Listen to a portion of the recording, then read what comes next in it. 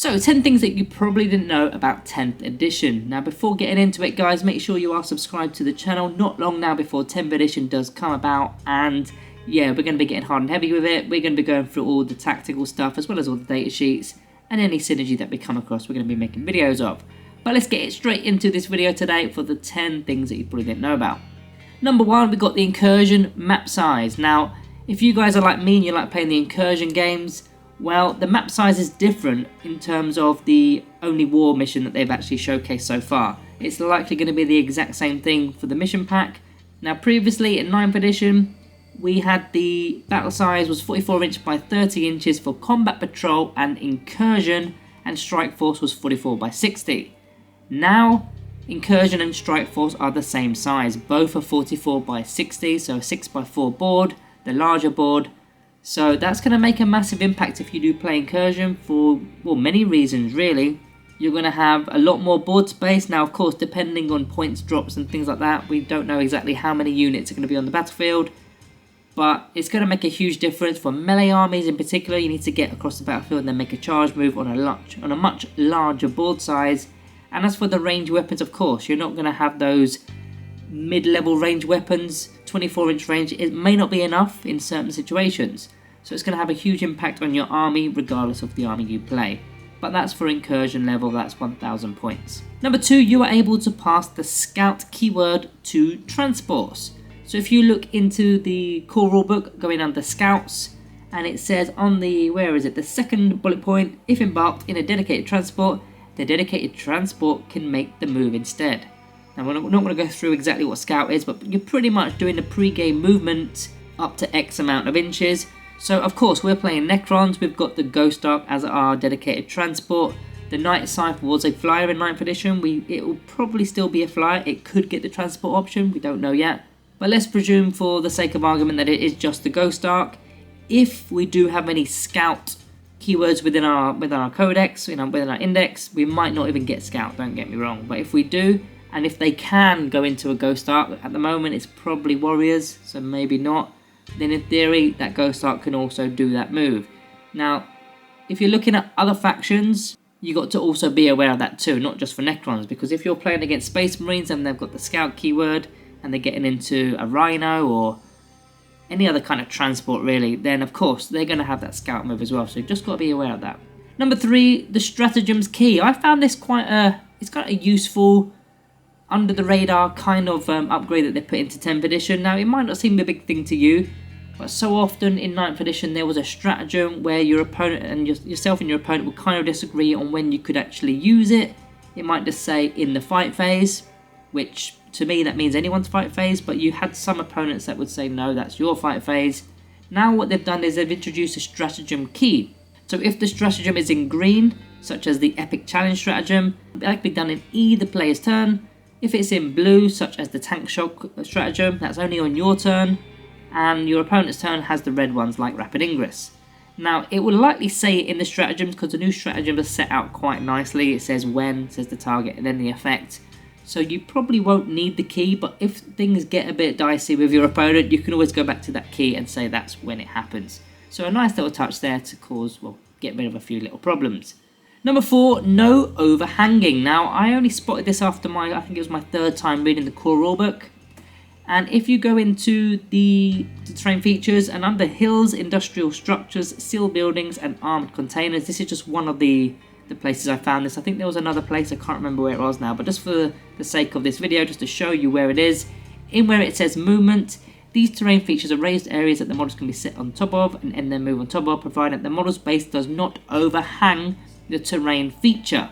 What a lot of people did in 9th edition, including myself, is you'd stick a model on and the base would slightly overhang by a couple of mil, but you would kind of say wobbly model syndrome, it's okay, it can go on there, not a problem. But this quite clearly says there is no overhang allowed, and that could be something not necessarily huge, but it will determine how many models can actually fit on top of a terrain feature or whatnot. So watch out for that one, and if you're going up against players that are overhanging in terrain, you can call them out on it. So number 5, sticking with terrain, we're talking about swarms with terrain.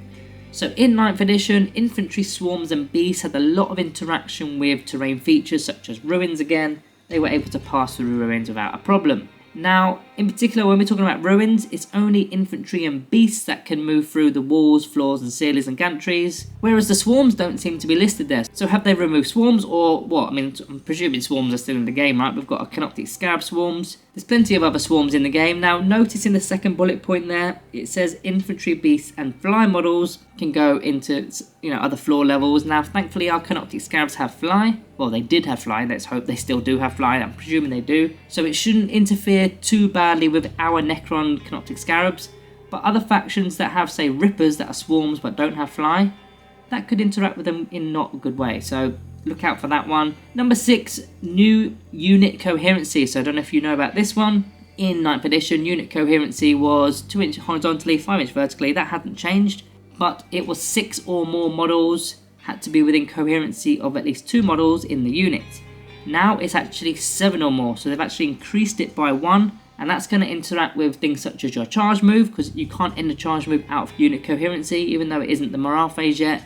It still specifically says it in the charge phase, you must be in unit coherency at that point, so it's going to interact with that. Also, again, the morale phase, if you've got, say, a unit of 6 or more models in 9th edition and they weren't within 2 inches horizontally of 2 or more models, you literally can lose models. And I've done it on a few occasions where I just wasn't really paying attention properly and I lost 3 Canoptic Wraiths just by being out of unit coherency.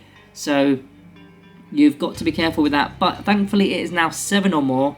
So that's going to interact a little bit better for things such as your Scorbit Destroyers, because some players, including myself, were taking 5 Scorbit Destroyers rather than the 6. So you were not taking that second decent weapon with the Reap Blades. And in exchange for that, you were taking 5 models that only needed unit coherency of 1 model in the unit because it was under 6. And of course, Blast didn't have that much of an effect because of, well, Blast was different back then. But now it's 7, so taking a unit of 6, which is nice for Destroyers because a lot of the time it's max units of 6 anyway. Ophidian Destroyers, Locust Heavy Destroyers, Locust Destroyers, unless you put the Locust Heavy inside, that will make 7, if that's still a thing. Your Scorbit Destroyers are another one, so we're going to have those units that are at full potential with the Reap Blades, the second Reap Blade model within the unit. That's going to interact nicely with that. On to number 7, we've got the Hover keyword. Now, our flyers didn't have this aircraft and hover ability. We didn't have the option of changing to hover throughout the game, whereas things such as the Helldrake had the option of going, right, I'm in hover mode now, I'm losing the aircraft abilities like supersonic and all that jazz, I can move freely. Yes, you can come into contact with me in terms of engagement range, but I'm now going to move freely and do what I want. Now they've changed that, and this is good for us because it doesn't really affect us. They have to select the hover mode pretty much pre-game. In the declared battle formation section of pre-game part, they have to select it there. And once they select hover mode, then it's until the end of the battle, move characteristics are changed to 20, and it loses all of its aircraft keywords and abilities to do with aircraft. So for example, again, if it was the Helldrake and it was in hover mode all game, units without fly, such as Lich Guard, could charge the Helldrake without a problem. Whereas if it had the aircraft keyword, only fly models could charge it. But they'll have its own restrictions with the Helldrake. So I think that's better for us. Now again, going back to our Necron flyers, I don't believe we're going to get hover. But even if we did, we don't have any reason to be hovering. We may as well just fly around because we don't want to get charged, we don't want to get into a fight. And yeah, we'd rather have that -1 to hit if it's still a thing. Number 7, sticking with aircrafts, we've gone with the aircraft pivots. So this is another restriction. Well, it's not really a restriction, it's a change. In 9th edition, you had to make your 90-degree, up to 90-degree pivot before you moved your model, before you move your flyer. So it's up to 90 degrees and then bang, you do your movement. Now it's the actual opposite. So first you have to go in a straight line, at least 20 inches, and then it obviously depends on the movement of the actual model. And then at the end of the movement, you do up to 90 degrees of pivoting. So that's going to interact slightly differently because, well, I don't really know, to be honest. I mean, is it going to be easier for us to screen these kind of things out? Maybe, but it's just something that we're going to have to get our head around, and we're going to have to sort of get used to doing it in the opposite way, if that makes sense, for our aircrafts, our Night Scythe and our Doom Scythe, and of course enemy flyers too. On to number 9, we've got formations. So this is the pre-game kind of steps that you need to do before the battle begins. Well, in fact, it's the entire battle right up to the determined victor part. So I wanted to highlight a few points in this. The first part, of course, so you're mustering your army. Yep. Now here's where it gets a little bit different. Step number 2, read mission objectives. Fine, that's good. Number 3 is when you create your battlefield, so not until you actually know what the mission is, because maybe the mission says that you've got to set the board up in a certain way, so you can't preset the game up. You've got to wait until you actually know the mission and you've read it out. Number 4, your attacker and defender, you're determining which one's which.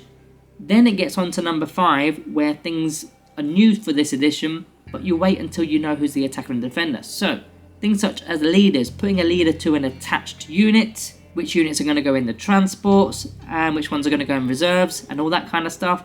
That happens in step number 5 after you've determined your attacker and your defender. So if you were the attacker and you didn't quite fancy the tactics that you had in place pre-game, maybe you thought you were going to be a defender and you were going to put a certain character in a certain unit for that particular game, you can then change it up at that moment there, and you can say, you know what, I'm going to move that leader, I'm going to put it into that unit, because you've not actually declared your leadership or your leader with the units yet. Number 6, deploy. So yeah, everything else is pretty much as it is, I believe. Yeah, it is. It's pretty much as it is. But yeah, I just wanted to make clear that you're creating the battlefield after reading the mission. So maybe if you're doing a random roll for the mission, you've got to create the battlefield after. And B, the leader part comes after determining attacker and defender. And number 10 is no loitering. So what does that mean, no loitering? This one, I don't like the idea of this. So if you look in the objectives area of the core rulebook, the very last bullet point in this summary, if you like, models cannot end a move on top of an objective marker. Previously you were allowed to do that, now you can't. And it's only the marker, it's not the entire 3 inches around it, of course, but things such as a Necron monolith that in theory you want to park it dead center of the objective, maybe slightly forward by an inch, but covering it up halfway, just prevent enemy units from coming into it, getting onto the objective. You now can't end your movement even touching the objective itself, so you're going to have to be a couple of inches forward, which is going to leave a bit of a gap from one of the sides, one of the flanks of the objective, to get within 3 inches. So for big models that's not the best news, but for smaller models it probably is the best news, because we're able to sneak in from the sides if a defending model is quite a large model. Again, monolith is a perfect example there. So guys, that is 10 things that you probably didn't know. Let me know if you knew about all these, or maybe if you didn't, but hopefully I've cleared some things up for you, giving you a little bit of information there. The next video is probably going to be my predictions for 10th edition in terms of Necron units, so watch out for that one. Make sure you click the notification bell so you'll be alerted when that comes out. But other than that guys, all that is left to say is thank you all for watching. See you in the next one.